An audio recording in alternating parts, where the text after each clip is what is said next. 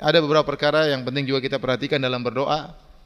Di antaranya disunahkan kita berdoa dalam kondisi bersuci. Disunahkan kita berdoa, tidak bersuci tidak mengapa. Tapi kalau bisa bersuci lebih baik. Ya. Kemudian disunahkan kita berdoa menghadap kiblat. Seandainya tidak menghadap kiblat juga tidak mengapa. Tapi dianjurkan menghadap apa? Kiblat. Kemudian yang paling penting adalah tatkala berdoa serius.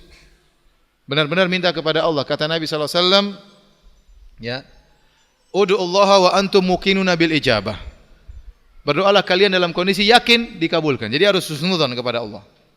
Kata Allah Subhanahu wa taala dalam hadis qudsi, ana inda dhanni abdi bi falyadhunna abdi bima syaa. In dhanna khairan falahu wa in dhanna syarran falahu. Aku tergantung persangkaan hambaku kepadaku, maka hendaknya hambaku berprasangka apa yang dia sukai.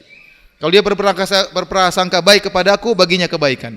Kalau dia berprasangka buruk bagiku, terhadapku, baginya keburukan. Maka seorang berprasangka baik bahwasanya Allah mengabulkan doa. Apa susahnya bagi Allah mengabulkan doa? Tidak ada ruginya bagi Allah. Tidak ada yang berkurang dari harta Allah untuk mengabulkan doa. Kenapa kita suudzon kepada Allah Subhanahu wa taala? Maka seorang berdoa kepada Allah dengan husnudzon. Jadi husnudzon kepada Allah, Allah mengabulkan. Allah telah menciptakan kita dari tidak ada menjadi ada. Allah telah banyak mengabulkan doa-doa kita sebelumnya pernah kita minta dikabulkan. Kenapa saat ini Allah tidak kabulkan? Ada apa gerangan? Maka kita husnudzon kepada Allah Subhanahu wa taala. Semakin kuat husnudzon kita, perprasangkaan baik kita kepada Allah, semakin mudah dikabulkan doa kita.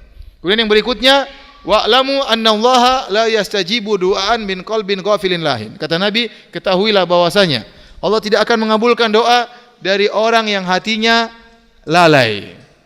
Kita kalau berbicara dengan bupati atau Pak Presiden, kita minta sesuatu, kita sambil, Pak, saya sebenarnya punya proposal, Pak, sambil lihat sana sini, enggak perhatian ya. Saya pingin kita ini, kamu ngomong sama siapa ya? Ini sambil lihat sana lihat sini, kemudian pelirik enggak perhatian. Ya kalau minta serius. Minta kepada Allah serius, jangan hati kita lalai.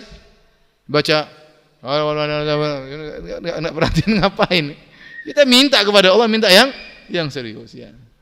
Makanya orang yang sedang tawaf itu ya, jangan terpukau dengan bangunan-bangunan indah sekitar Ka'bah.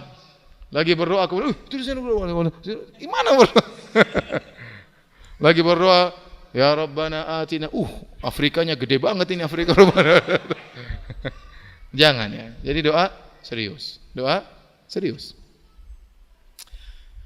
Kemudian juga di antara adab doa ya, kalau kita lagi berdoa ya, sebagian perkataan para ulama yaitu dengan melirihkan suara ya, melirihkan suara. Hukum asalnya seorang berdoa dengan melirihkan suara kecuali ada dalil yang menunjukkan disyariatkan untuk dibesarkan ya, sebagaimana dijelaskan oleh Syekhul Islam Zakaria Al-Ansari dari mazhab Syafi'i rahimahullahu taala tatkala beliau menjelaskan hadis Nabi sallallahu alaihi wasallam tatkala para sahabat sedang bersafar kemudian mereka bertakbir dengan suara yang keras, kata Nabi sallallahu alaihi wasallam, arbi'u ala anfusikum fa innakum la tad'una asamma wala ghaiban. Hendaknya kalian lirihkan suara kalian, sungguhnya kalian tidak sedang berdoa kepada zat yang tuli ataupun yang gaib, tetapi kalian sedang berdoa kepada Allah yang Maha mendengar. Ya, Allah sebutkan tentang Zakaria, idnada rabbahu nidaan khafiyya. Ya. Tatkala Nabi Zakaria berdoa kepada Rabbnya dengan suara yang lirih, ya. Jadi tidak perlu kita berdoa, ya Allah lunasi hutang-hutangku. Orang tahu semua nanti jadi terbongkar rahasia kita. Udah pelan-pelan saja, enggak usah keras-keras ya. Ada dalil-dalil yang menunjukkan dikeraskan ya. Terkadang Rasulullah SAW mengeraskan doanya. Terkadang seperti Rasulullah SAW tadi doain orang kafir supaya didengar oleh mereka ya. Atau takbiran misalnya dengan suara dikeraskan. Atau bertahlil talbiyah labbaik Allahumma labbaik suara dikeraskan, tapi hukum asalnya kita berzikir ataupun kita berdoa dengan suara yang lirih ya. Oleh karenanya saya selalu mengkritik ya tentang praktek sebagian saudara-saudara kita tatkala tawaf. Tatkala tawaf sering mereka berdoa ya dengan paduan suara ya. Jadi rame-rame ya. Jadi rame-rame. Terkadang mengganggu yang lainnya. Sebenarnya tidak perlu, kecuali ya kalau tidak tahu ya diajarin sama mutawifnya dengan pelan-pelan. Tidak usah rame-rame, sampai bergemuruh itu apa tempat tawaf, tempat sa'i.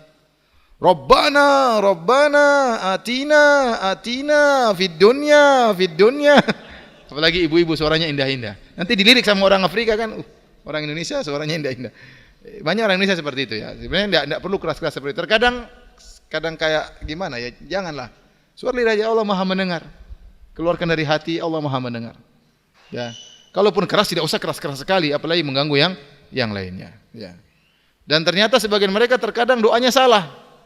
Saya pernah mendengar Syekh Abdul Muhsin Al-Abbad bercerita, jadi ada orang berdoa di Ka'bah, mimpin yang lainnya. Jadi dia ingin berdoa supaya dosa-dosanya dikabulkan. Dia mengatakan, Rabbana la tada' lana dzamban illa ghafartah. Yang artinya, ya Rabb kami, jangan kau biarkan dosa kami. Dzamban dalam bahasa Arab artinya dosa. Nunnya disukun, dzamban.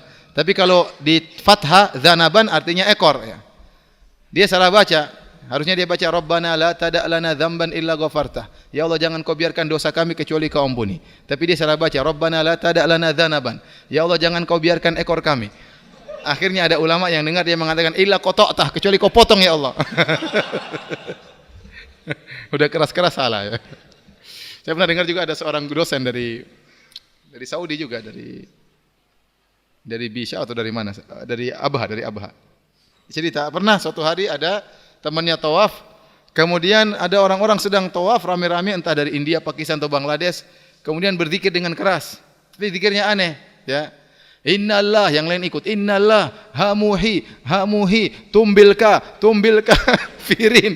Bingung ini ngapain ini, ulangi. Innallah hamuhi tumbilka firin. Bahasa apa bingung. Ternyata maksudnya innallaha muhitun bil kafirin. Tapi potongannya keliru. Innallah hamuhi tumbilka firin. Jadi maksud saya sudah keras-keras kemudian salah lagi. Maksud saya kalau berdoa tidak usah keras-keras, ya lirih-lirih, kita lebih ikhlas antara kita dengan Allah. Ya, kalau kita pun menangis antara kita dengan Allah Subhanahu wa taala. Tidak usah pamer-pamer tangisan kita di hadapan orang ya. Saya tidak berbicara tentang orang lain, kita bicara tentang diri kita ya. Ya, doa yang lebih khusyuk ya, doa yang lebih ikhlas itu lebih diterima oleh Allah Subhanahu wa taala. Kemudian kalau berdoa kepada Allah harus serius, jangan ragu-ragu. Kata Rasulullah SAW, la yakulanna ahadukum Allahumma gfirli in syi'ta, Allahumma arhamni in syi'ta. Kata Nabi, jangan sekali-sekali salah seorang dari kalian kalau berdoa mengatakan, ya Allah, ampuni aku kalau kau mau ya Allah. Ya Allah, rahmati aku kalau engkau mau. Jangan liya'zam ahadukum mas'alah. Hendaknya salah seorang serius waktu berdoa. Fa inna Allah la mukriha lahu. Tidak ada yang memaksa Allah, tidak ada yang Allah merasa berat, tidak ada berat bagi Allah. Kalau Allah ampuni kamu, apa susahnya bagi Allah? Kamu dosanya sebanyak apapun. Kalau kau ragu-ragu, ya Allah, kalau maafkan ya Alhamdulillah, kalau enggak apa-apa. Jangan begitu.